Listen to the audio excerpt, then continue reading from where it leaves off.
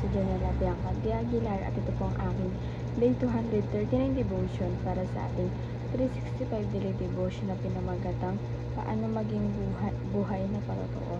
At ang topic natin ngayon ay Regeneration.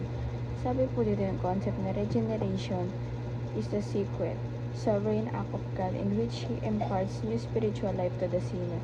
What Jesus called being born again, it is not something we cause by our will or emotions, but a gracious work of the Holy Spirit who gives us new hearts, new desires, and new nature. Biblically, generation precedes faith. It enables us to believe, once spiritually dead, we are made alive by God's mercy, brought from darkness to light, and empowered to follow Christ in true obedience. Ang Bible verse natin matatagpuan sa John chapter 3 verses 3 to 8. Sabi po dito, Jesus replied, "Very truly I tell you, no one can see the kingdom of God unless they are born again. How can someone be born when they are old?" Nicodemus asked, "Surely they cannot enter a second time into their mother's womb to be born." Jesus answered, "Very truly I tell you, no one can enter the kingdom of God unless they are born of water and the Spirit. Flesh gives birth to flesh, but the Spirit gives birth to spirit. You should not be surprised at my saying, you must be born again. The wind blows wherever it pleases. You hear its sounds, but you cannot tell where it comes from or where it is going. So it is with everyone born of the Spirit." At sa Tagalog naman po, sumagot sa kanya si Jesus, "Katotohanan ang sinasabi ko sa iyo, palibang ang isang tao ay pinanganak na muli ay hindi niya makikita ang kaharian ng Diyos." Sinabi sa kanya ni Nicodemo, "Paano may mapanganak ang isang tao kung siya'y matanda na? Makakapasok ba siyang muli sa tiyan ng kanyang ina at ipanganak?" Sumagot si Jesus, "Katotohanan sinasabi ko sa iyo, malibang ang isang tao ay ipanganak ng tubig at ng Espiritu, hindi siya makakapasok sa kaharian ng Diyos. Ang ipinanganak ng laman ay laman, ang pinanganak ng Espiritu ay Espiritu. Huwag kang magtaka na aking sinabi na sa iyo, kailangan kayo ipanganak na muli.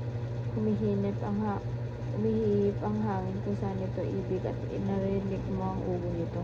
Ngunit hindi mo nalalaman kung saan ito nanggagaling at kung saan tutungo.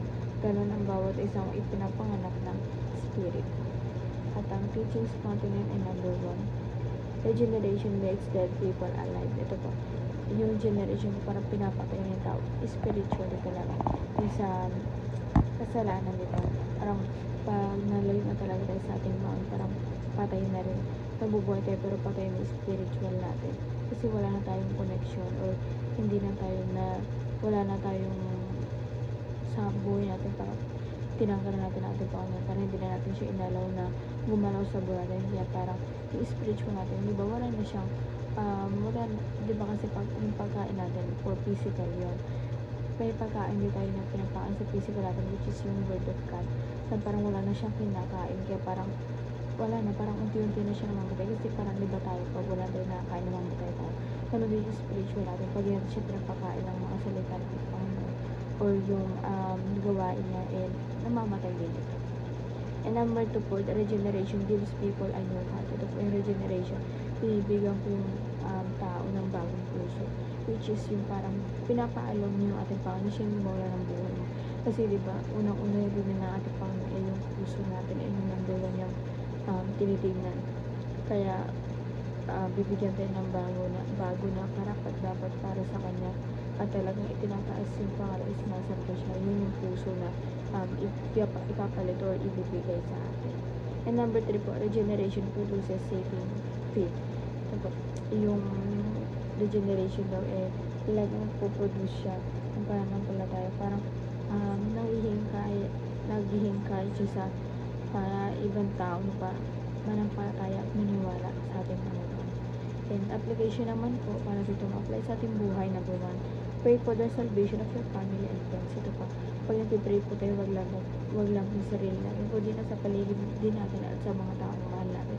Kasi syempre, sino ba ang hindi naman selfish yung pagmamahal natin Panginoon, kaya dapat hindi rin tayo gano'n na hindi puro self-centered lang, kailangan may care din tayo sa ibang tao, lalo na sa pamilya natin.